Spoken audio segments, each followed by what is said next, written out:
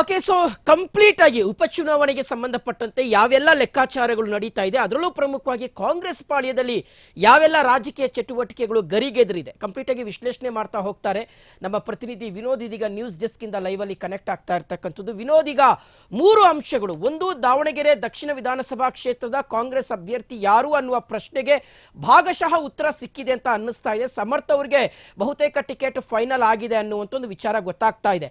So ಅದ್ರ ಬಗ್ಗೆ ನಾನು ಮಾಹಿತಿನ ತಿಳ್ಕೊಳ್ತೀನಿ. ಅದಕ್ಕೂ ಮುಂಚಿತವಾಗಿ ವಿನೋದ್, ಈಗ ಸುರ್ಜೇವಾಲಾ ಅವರು ಇನ್ನೇನು ಕೆಲವೇ ಕ್ಷಣಗಳಲ್ಲಿ ರಾಜ್ಯಕ್ಕೆ ಆಗಮಿಸ್ತಾರೆ ಅನ್ನುವಂಥದ್ದು. ಸೊ ಸುರ್ಜೇವಾಲಾ ಅವರ ಆಗಮನದಿಂದ ಕಾಂಗ್ರೆಸ್ ಪಾಳ್ಯದಲ್ಲಿ ಯಾವೆಲ್ಲ ಲೆಕ್ಕಾಚಾರಗಳು ಶುರುವಾಗಬಹುದು ಮತ್ತು ಎರಡೂ ಕ್ಷೇತ್ರಗಳನ್ನ ಮತ್ತೆ ಕಾಂಗ್ರೆಸ್ ತೆಕ್ಕೆಯಲ್ಲಿ ಉಳಿಸ್ಕೊಳ್ಳೋದಕ್ಕೆ ಬೇಕಾಗಿರ್ತಕ್ಕಂಥ ಪ್ರಯತ್ನಗಳು ಯಾವ ರೀತಿಯಾಗಿ ನಡೀಬಹುದು ಅನ್ನುವಂಥದ್ದು. ಸುರ್ಜೇವಾಲಾ ಅವರ ರಾಜ್ಯ ಭೇಟಿ ಎಷ್ಟು ಮಹತ್ವನ ಪಡ್ಕೊಳ್ತಾ ಇದೆ ಅಂತ. ಶಿವಶಂಕರಿಗೆ ನೋಡಿ, ಬೈ ಎಲೆಕ್ಷನ್ ಇದೆ. ನೀವು ಹೇಳ್ದಂಗೆ ರಾಜ್ಯದಲ್ಲಿ 2 ಕ್ಷೇತ್ರಗಳಿಗೆ ಪ್ರಮುಖವಾಗಿ ನೀವು ಹೇಳ್ದಂಗೆ ಒಂದು ಬಾಗಲಕೋಟೆ ಉಪ ಚುನಾವಣೆಯನ್ನು ಸ್ಟಾರ್ಟ್ ಮಾಡೋಣ.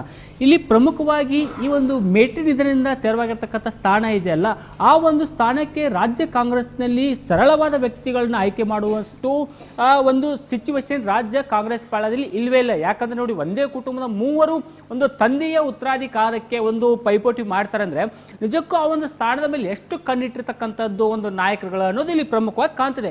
ಈಗ ನೋಡಿ, ಈ ಉಮೇಶ್ ಒಂದು ಭೇಟಿ ಆಗಿರಲಿ, ಮಲ್ಲಿಕಾರ್ಜುನ್ ಭೇಟಿ ಆಗಿರಲಿ, ಜೊತೆಗೆ ಅವರು ಸಹೋದರಿ ಆಗಿರಲಿ, ಯಾಕೆ ಅವರುಗಳು ಅದನ್ನು ಕೇಳ್ತಾ ಇದ್ದಾರೆ ಅನ್ನೋದು. ಯಾಕಂದ್ರೆ ಒಂದು ವೇಳೆ ಏನಾದರೂ ಈ ಒಂದು ಸಂದರ್ಭದಲ್ಲಿ ಉಪಚುನಾವಣೆ ಸಂದರ್ಭದಲ್ಲಿ ಏನಾದರೂ ತಮ್ಮ ಒಂದು ತೆಕ್ಕೆಯಿಂದ ಬೇರೆದವರಿಗೆ ಆ ಒಂದು ಸ್ಥಾನ ಸಿಕ್ಕಿದ್ದೇ ಆದಲ್ಲಿ ಅವರ ಆಡಳಿತ ಅಂದ್ರೆ ಅವರ ಪ್ರಾಬಲ್ಯ ಒಂದು ಬಾಗಲಕೋಟೆಯಲ್ಲಿ ಕಮ್ಮಿ ಆಗುತ್ತೆ. ಯಾಕಂದ್ರೆ ಒಂದು ವೇಳೆ ಅವರೊಂದು ಬೇರೆದವರಿಗೆ ಅದನ್ನ ಆಡಳಿತಕ್ಕೆ ಬಂದಂತ ಸಂದರ್ಭದಲ್ಲಿ, ಶಾಸಕರಾದಂಥ ಸಂದರ್ಭದಲ್ಲಿ ತಮ್ಮ ಪ್ರಾಬಲ್ಯ, ಮೇಟಿ ಕುಟುಂಬದ ಪ್ರಾಬಲ್ಯ ಕಮ್ಮಿ ಆಗುತ್ತೆ. ಸೊ ಹಾಗಾಗಿ ಇದೊಂದು ಲೆಕ್ಕಾಚಾರ. ಜೊತೆಗೆ ಈಗ ಕೆಲವಷ್ಟು 3 ನಾಯಕರು 3 ವಿಭಿನ್ನವಾದ ಒಂದು ಕೆಟಗರಿ ಇದೆ. ಆ ಒಂದು ಬಾಗಲಕೋಟೆ ಕ್ಷೇತ್ರದಲ್ಲಿ ವಿಭಿನ್ನವಾದ ಹೆಸರನ್ನು ಪಡೆದುಕೊಂಡು ಜೊತೆಗೆ ವಿವಿಧವಾದ ಕಾರ್ಯಗಳಲ್ಲಿ ಎಲ್ಲ ಭಾಗವಹಿಸುವ ಹಾಗೆ ಅವರದೇ ಆದಂತ ಒಂದು ವರ್ಚಸ್ಸನ್ನು 3 ಒಂದು ಜನಗಳು ವರ್ಚಸ್ಸನ್ನು ಹೊಂದಿದ್ದಾರೆ. ಇಲ್ಲಿ ಪ್ರಮುಖವಾಗಿ ನೋಡ್ತಕ್ಕಂಥದ್ದು, ಈ HY ಮೇಟಿ ಕುಟುಂಬಕ್ಕೆ ಏನಾದರೂ ಒಂದು ಟಿಕೆಟ್ ನೀಡದೆ ಹೋದಂತ ಸಂದರ್ಭದಲ್ಲಿ ಆ ಒಂದು ಉತ್ತರಾಧಿಕಾರಿ ಅಂದ್ರೆ ಮೇಟಿ ಕುಟುಂಬದ ಹೊರತುಪಡಿಸಿ ಬೇರೆ ಯಾರಿಗಾದ್ರೂ ಒಂದು ಟಿಕೆಟ್ ಘೋಷಣೆ ಆದಂತ ಸಂದರ್ಭದಲ್ಲಿ 3 ಒಂದು ಮೇಟಿ ಕುಟುಂಬದ ಸದಸ್ಯರುಗಳಿದ್ರಲ್ಲ, ಅವರು ಒಟ್ಟಾಗಿ ಒಂದು ಬಂಡಾಯ ಎದ್ದು ಕಾಂಗ್ರೆಸ್ ಅಭ್ಯರ್ಥಿಯನ್ನು ಸೋಲಿಸುವ ಸಾಧ್ಯತೆಗಳು ಇರುತ್ತೆ. ಯಾಕಂದ್ರೆ ಯಾವ ವಿಚಾರಣೆಯಲ್ಲಿ ತಳ್ಳಿ ಹಾಕುವಂತಹ ಸಾಧ್ಯತೆಗಳು ಇರಲ್ಲ ಒಂದು ಚುನಾವಣೆ ಬಂದಂತ ಸಂದರ್ಭದಲ್ಲಿ.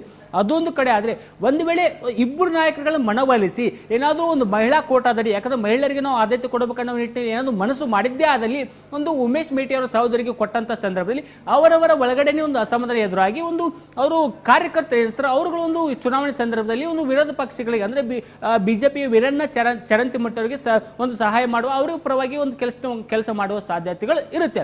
ಇನ್ನು ಮತ್ತೊಂದು ಕಡೆ ಇಲ್ಲಿ ಒಂದು ಬೇರೆ ಒಂದು ನಾಯಕರನ್ನ ಒಂದು ಆಯ್ಕೆ ಮಾಡಿದ್ದೆ ಅದಲ್ಲಿ ಅದರ ನೇರ ಎಫೆಕ್ಟ್ ಈ ಒಂದು ಚುನಾವಣೆಗೆ ತಲುಪುತ್ತೆ, ಬೀಳುತ್ತೆ. ಜೊತೆಗೆ ಅದರ ನೇರ ಎಫೆಕ್ಟ್ ದಾವಣಗೆರೆ ಉಪಚುನಾವಣೆ ಮೇಲೆ ಬೀಳುತ್ತೆ. ಜೊತೆಗೆ ಮುಂಬರುವ ಒಂದು 2028ರ ಒಂದು ವಿಧಾನಸಭೆ ಚುನಾವಣೆ ಮೇಲೆ ತಟ್ಟುವ ಸಾಧ್ಯತೆಗಳು ಇರುತ್ತೆ. ಸೊ ಹಾಗಾಗಿ ಈಗ ರಾಜ್ಯ ಕಾಂಗ್ರೆಸ್ ಪರಿಸ್ಥಿತಿ ಯಾವ ತರ ಆಗಿದೆ ಅಂದ್ರೆ ಮುಳ್ಳಿನ ಮೇಲೆ ನಡಿಗೆ ಅಂತಾರಲ್ಲ, ಆ ತರ ಪರಿಸ್ಥಿತಿ ಆಗಿದೆ. ಸೊ ಹಾಗಾಗಿ ಇಲ್ಲಿ ಒಂದು ವೇಳೆ ಈಗ ನೋಡಿ, ಕುಟುಂಬದ ಸದಸ್ಯರನ್ನು ಹೊರತುಪಡಿಸಿ ಬೇರೆ ಯಾರಿಗಾದ್ರು ಕೊಟ್ಟಂತ ಸಂದರ್ಭದಲ್ಲಿ ಒಂದು ಬೇರೆ ಕಮ್ಯುನಿಟಿ ಕೊಡಬಹುದು. ಆದ್ರೆ ಇಲ್ಲಿ ಅವರ ಕಮ್ಯುನಿಟಿ ಇರ್ತಾವಲ್ಲ, ಮೇಟಿ ಕುಟುಂಬದ ಕೆಲವಷ್ಟು ಸದಸ್ಯರುಗಳು ಇರ್ತಾರಲ್ಲ, ಒಕ್ಕಲಿಗಾಗಿರಲಿ ಜೊತೆಗೆ ಪಂಚಮಸಾಲಿ ಆಗಿರಲಿ, ಇವರುಗಳ ಓಟುಗಳು ಸಹ ಒಂದು ಕೈ ತಪ್ಪುವ ಸಾಧ್ಯತೆಗಳು ಇರುತ್ತೆ.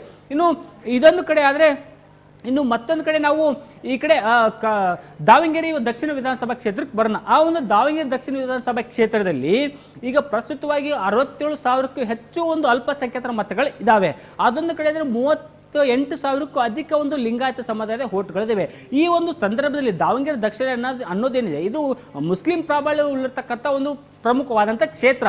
ಇಲ್ಲಿ ಏನಾದರೂ ನಾನ್ ಮುಸ್ಲಿಮೇತರ ಕೊಟ್ಟಂತ ಸಂದರ್ಭದಲ್ಲಿ ಅಥವಾ SS ಮಲ್ಲಿಕಾರ್ಜುನ ಪುತ್ರ ಸಮರ್ಥ ಮಲ್ಲಿಕಾರ್ಜುನ ಕೊಟ್ಟಂತ ಸಂದರ್ಭದಲ್ಲಿ ಇಲ್ಲಿರ್ತಕ್ಕಂಥ ಮುಸ್ಲಿಂ ಏನು ಮತಗಳಿರ್ತವೆ, ಆ ಒಂದು ಮತಗಳು ಸಾದಾ ಸರಳ ಅಂದ್ರೆ ಸರಳವಾಗಿ ಒಂದು ಶ್ರೀನಿವಾಸ್ ಕರೆಯಪ್ಪಗೆ ಹೋಗುವ ಸಾಧ್ಯತೆಗಳು ಇರುತ್ತೆ. ಸೊ ಆ ಒಂದು ನಿಟ್ಟಿನಲ್ಲಿ ಒಂದು ವೇಳೆ ಈ ಒಂದು ಮುಸ್ಲಿಂ ಸಮುದಾಯಕ್ಕೆ ಏನಾದರೂ ಒಂದು ಟಿಕೆಟ್ ಕೊಟ್ಟಂತ ಸಂದರ್ಭದಲ್ಲಿ ಇದರ ನೇರ ಎಫೆಕ್ಟ್ ಲಿಂಗಾಯತ ಮತಗಳು ಕೈ ತಪ್ಪುವ ಸಾಧ್ಯತೆಗಳು ಇರುತ್ತೆ. ಅದೊಂದು ಕಡೆ ಆದ್ರೆ ಮತ್ತೊಂದು ಕಡೆ ಈಗ 3ನೇ ತಲೆಮಾರು ಅಂದ್ರೆ ಒಂದು ವೇಳೆ ಸಮರ್ಥ ಮಲ್ಲಿಕಾರ್ಜುನ್ ಏನಾದ್ರು ಟಿಕೆಟ್ ಕೊಟ್ಟಂತ ಸಂದರ್ಭದಲ್ಲಿ ಒಂದು ಶಿವಶಂಕರಪ್ಪ ಅವರು 3ನೇ ತಲೆಮಾರು ರಾಜಕೀಯಕ್ಕೆ ಬಂದಾಗ ಆಗುತ್ತೆ. ಸೊ ಹಾಗಾಗಿ ಈ ಒಂದು ಉಪಚುನಾವಣೆ ಟಿಕೆಟ್ ಘೋಷಣೆ ಅನ್ನೋದೇನಿಲ್ಲ, ಕಾಂಗ್ರೆಸ್ ಸಾಕಷ್ಟು ಒಂದು ಗೊಂದಲಗಳಿದೆ. ಆ ಒಂದು ಗೊಂದಲಕ್ಕೆ ಯಾವ ತರ ಒಂದು ಹೈಕಮಾಂಡ್ ನಾಯಕರು ಜೊತೆಗೆ ಸುರ್ಜೇವಾಲಾ ಒಂದು ಫಾರ್ಮುಲಾ ಕೊಡ್ತಾರೆ, ಅದು ಒಂದು ಪ್ರಶ್ನೆ. ಆದ್ರೆ ಇವತ್ತು ಏನು ಸಭೆ ಮಾಡ್ತಾರೆ, ರಾಜ್ಯಕ್ಕೆ 2:30ಕ್ಕೆ ಬರ್ತಾರೆ, ಅದಾದ ಬಳಿಕ ಒಂದು ಸಭೆ ಮಾಡ್ತಾರೆ. ಸಭೆಯಲ್ಲಿ ಒಂದು ನಾಯಕರುಗಳು ಒಪ್ಕೊಳ್ಬೇಕಲ್ಲ.